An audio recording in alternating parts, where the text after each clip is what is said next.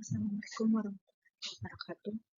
Perkenalkan, kami dari kelompok 6 akan mempresentasikan topik optimalisasi pengelolaan retail dengan sistem penunjang keputusan atau SPK.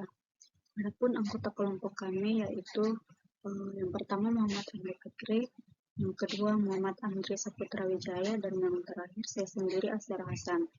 Kebetulan kami akan menjelaskan bagaimana SPK diterapkan dalam industri retail dan dampaknya terhadap efisiensi bisnis. Pengenalan SPK dalam industri retail. Penggunaan SPK. Sistem penunjuk keputusan adalah sistem berbasis komputer yang membantu pengambilan keputusan berbasis data dan analisis. Dalam industri retail, SPK digunakan untuk mengelola stok, memberikan rekomendasi produk, dan merancang strategi pemasaran.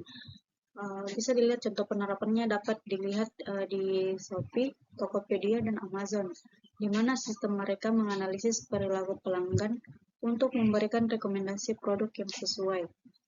Dengan SPK, perusahaan retail dapat mengoptimalkan inventaris dan meningkatkan pengalaman pelanggan sehingga proses belanja menjadi lebih efisien dan personal. Selanjutnya, peran basis data dalam SPK retail. Komponen pertama dalam SPK adalah basis data, yang berperan sebagai pusat penyimpanan informasi. Yang pertama, penyimpanan data. SPK menggunakan data transaksi pelanggan, riwayat pembelian, dan inventaris barang. Adapun teknologi yang digunakan yaitu retail menggunakan SQL dan non-SQL untuk mengelola data sejumlah besar secara efisien. Contoh penerapannya yaitu sistem e-commerce seperti Shopee menggunakan basis data untuk memberikan rekomendasi produk yang paling relevan bagi pelanggan berdasarkan histori belanja mereka. Materi selanjutnya saya serahkan ke teman kelompok saya. Kemudian selanjutnya yaitu ada peran model analitis. Peran ini berfungsi untuk mengolah data dan menghasilkan rekomendasi atau prediksi. Peran yang pertama itu di machine learning. Peran machine learning di sini digunakan untuk memprediksi permintaan produk berdasarkan tren yang sedang ada di pasar atau pada saat penjualan. Kemudian yang kedua, model statistik digunakan untuk menentukan harga optimal dan digunakan juga untuk membuat strategi promosi. Kemudian simulasi stok. Simulasi ini digunakan untuk mengatur jumlah stok yang ideal agar tidak kehabisan atau kelebihan barang. Dengan model analitis ini, perusahaan retail dapat mengambil keputusan yang lebih akurat terkait pengelolaan stok dan strategi. Kemudian yang selanjutnya ada peran antarmuka pengguna.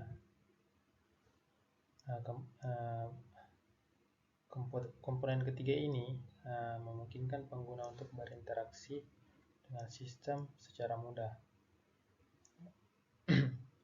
Tipe yang pertama itu ada dashboard analitik.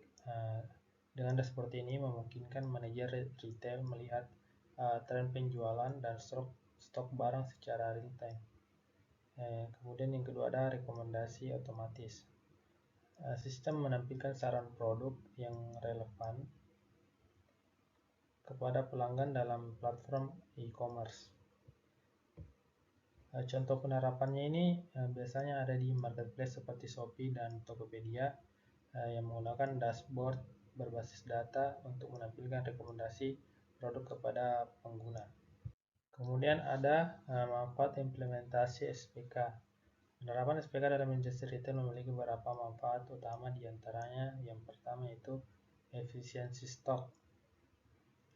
Efisiensi stok itu dapat mengurangi risiko kehabisan atau kelebihan stok barang sehingga bisnis dapat berjalan dengan normal atau lebih optimal.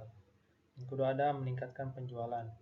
SPK dapat memberikan rekomendasi produk yang sesuai dengan minat pelanggan, meningkatkan peluang transaksi.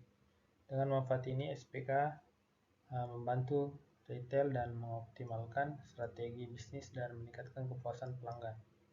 Baik, saya atas nama Muhammad Andri Saputra Wijaya ingin memberikan kesimpulan dari PPT kami. SPK memberikan dampak yang signifikan dalam industri retail dengan membantu pengelolaan stok, meningkatkan efisiensi operasional, dan menyesuaikan strategi pemasaran berdasarkan data pelanggan. Namun, tantangan seperti akurasi data dan keamanan informasi perlu diperhatikan agar hasil analisis tetap optimal. Oleh karena itu, penerapan SPK yang baik harus didukung oleh teknologi yang tepat dan pengolahan data yang baik.